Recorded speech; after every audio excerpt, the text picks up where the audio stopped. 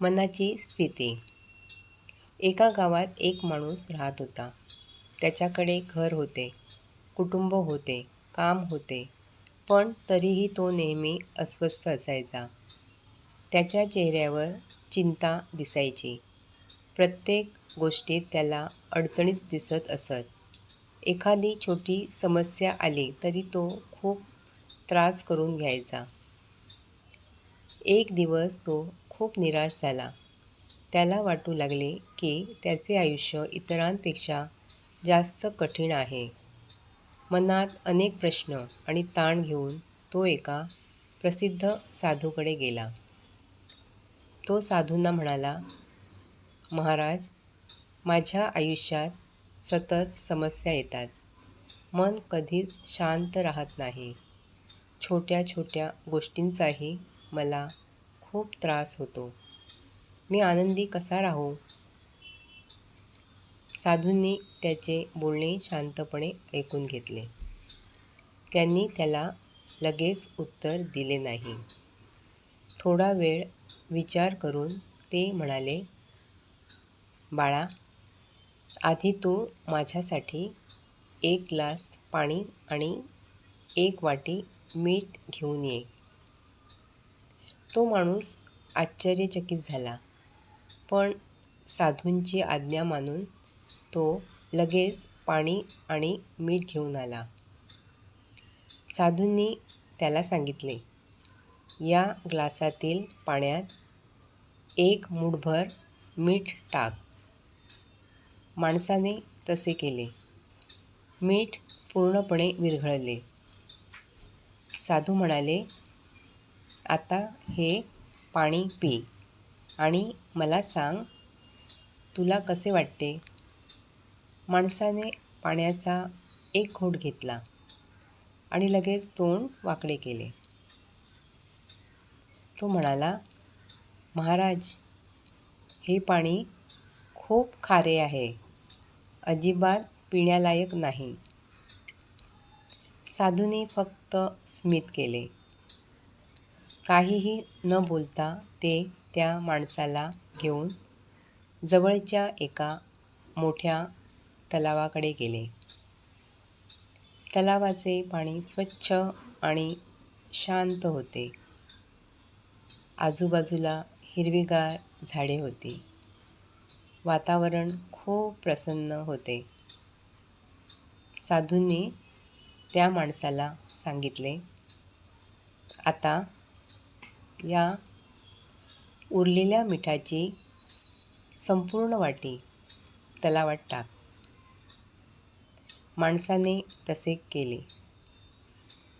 काही क्षणातच मीठ पाण्यात विरघळून गेले. साधू म्हणाले, आता तलावातील पाणी घे आणि पी. माणसाने हातात पाणी घेतले आणि प्यायला. पाणी थंडगार आणि ताजेतवाने होते. तो आनंदाने म्हणाला, महाराज, हे पाणी तर खूप छान आहे. साधूंनी विचारले, तुला यात मिठाची चव लागली का? तो म्हणाला, नाही महाराज, अजिबात नाही.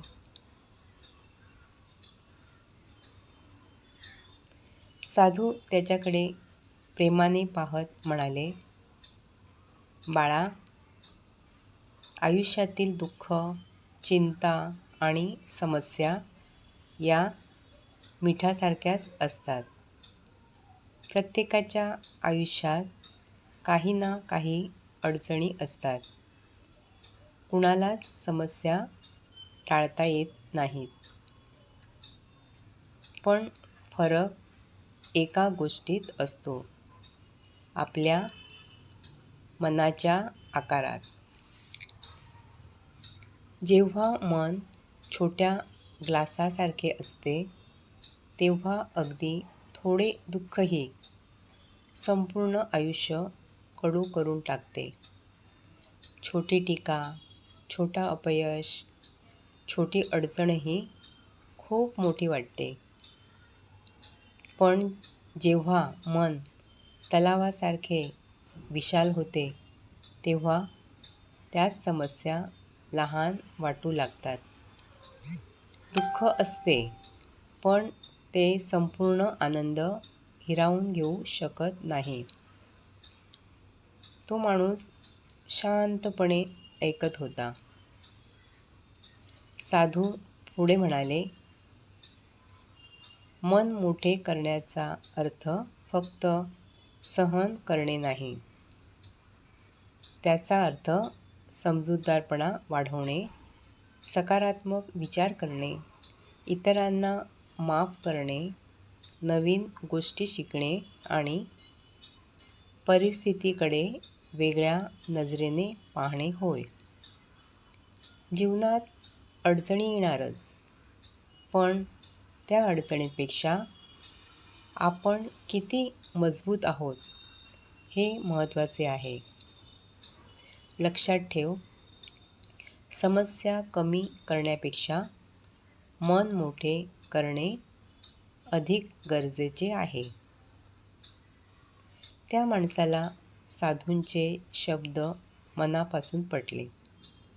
त्याला समजले की त्याच्या आयुष्यातील समस्या फार मोठ्या नव्हत्या, पण त्याने त्यांना खूप मोठे बनवून ठेवले होते.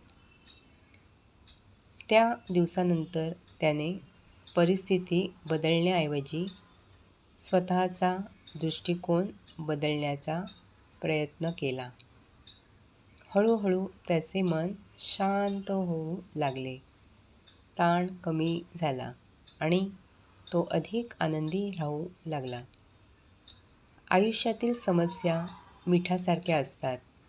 त्या किती आहेत यापेक्षा आपले मन किती विशाल आहे यावर आपल्या आनंदाचे मोजमाप ठरते. तुम्हाला कथा आवडली असेल तर कृपया चॅनल सबस्क्राईब करा, बेल आयकॉन दाबा, त्यामुळे नवीन कथा तुम्हाला मिळत राहतील. आणि कॉमेंटमध्ये नक्की सांगा तुम्हाला ही कथा कशी वाटली. कुटुंबीय आणि मित्रांसोबत शेअर करायला विसरू नका. धन्यवाद.